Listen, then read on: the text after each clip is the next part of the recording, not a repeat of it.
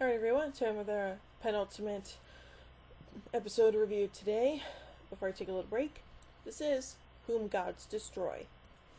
On Stardate 5718.3, the Federation starship USS Enterprise arrives at the planet Elba 2, used by the Federation to house the criminally insane in an underground facility due to its poisonous surface conditions. They carry a shipment of medicine used to cure the patients. Captain Kirk and First Officer Spock beam down with the shipment, and they meet the facility director Donald Corey.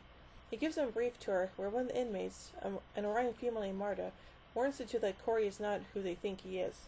Too late, they discover the real Corey imprisoned in a cell, and their host introduces himself as Garth of Izar.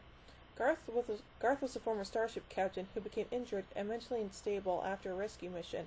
He physically recovered from help with the people of Antos that taught him the ability to shapeshift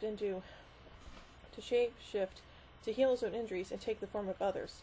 When Garth threatened to attack Antos, his crew mutinied and stranded him. Despite his full-form grace, Kirk has looked up to Garth as one of his personal heroes. Kirk and Spock are imprisoned, and Garth, taking on Kirk's form, tries to have Chief Engineer Scott beam him back aboard.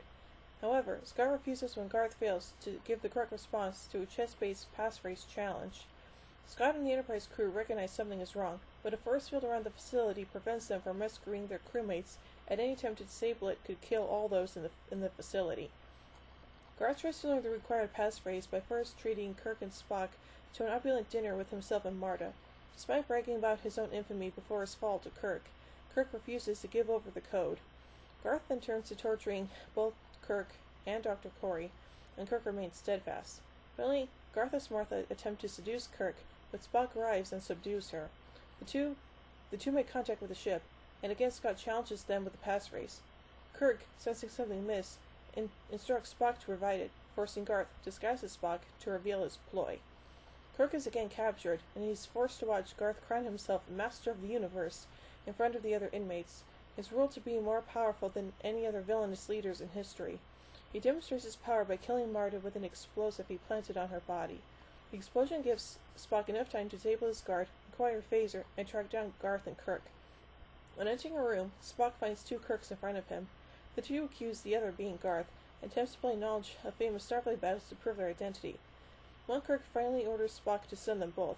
Spock realizes that this could only be an order the real Kirk would give, and stuns the other one, who was revealed to be truly Garth.